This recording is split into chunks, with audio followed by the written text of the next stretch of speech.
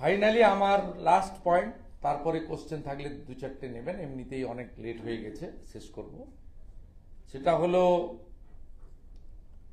ক্যাবিনেটে ওবিসি রিজার্ভেশনের যে নতুন তালিকা অনুমোদন করা হয়েছে,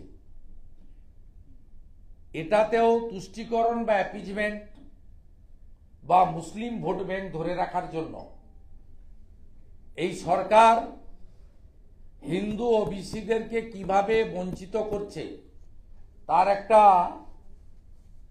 স্পষ্ট উদাহরণ আপনাদেরকে এখানে আমরা দেখাতে চাই। আমাদের ভারতবর্ষে জাতীয় ওবিসি কমিশনের দ্বারা 2010 সালে পশ্চিমবঙ্গে ওবিসিতে যে অনুমোদন ছিল মোট 99টা সাবকাস্টের, এতে মুসলিম সাবকাস্ট ছিল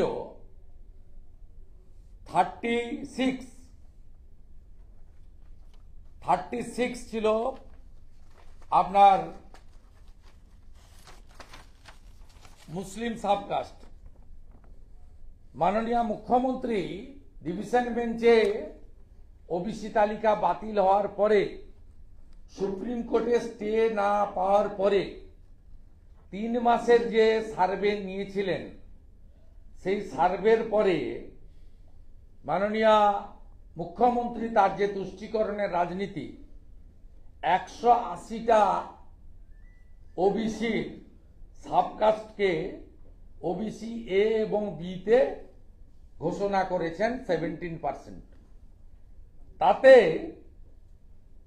মুসলিম কমিউনিটির প্রতিনিধিত্ব বা সুযোগ পেলেন 119টা সাবকাস্ট, অর্থাৎ 99টা 2010-এর মধ্যে 36, এবারে 180-র মধ্যে 119। ওবিসি এ হচ্ছে 10%, ওবিসি বি হচ্ছে 7%। ওবিসি এতে যে 81টা সাবকাস্টকে ওবিসি এতে নিয়ে এসছে, তার মধ্যে 73টা হলো মুসলিম জনগোষ্ঠী, পার্সেন্টেজ হলো 90.12।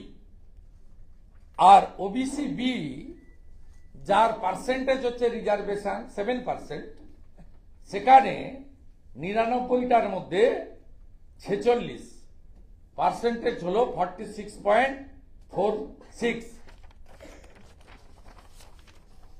মাটেগা তো কাটেগা। পশ্চিমবাংলার হিন্দুরা যদি এখনো বিভক্ত থাকেন,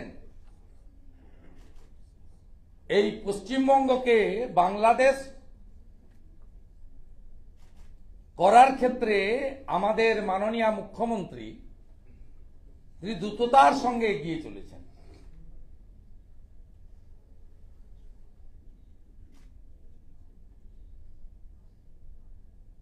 সুযোগ পাবেন না মাহেশ্বরা,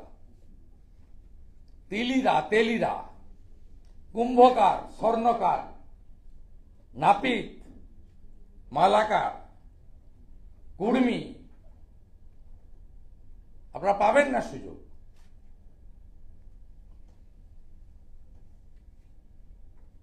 নিরানব্বইতে 36 আর 180-তে 119, তাও আবার এতে 90% অ্যান্ড অ্যাবাভ, আর বিতে 46% অ্যান্ড অ্যাবাভ।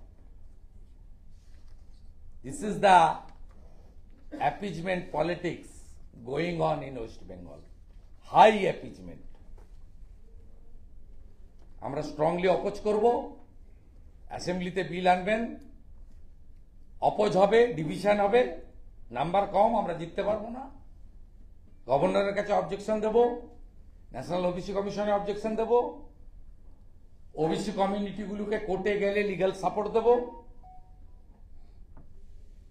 মুখ্যমন্ত্রীর এই তুষ্টিকরণের রাজনীতিকে আটকানোর জন্য গণতান্ত্রিক পথে এবং বিধানসভায় এবং আইনি লড়াইয়ের মধ্য দিয়ে এর প্রতিবাদ এবং প্রতিরোধ হবে।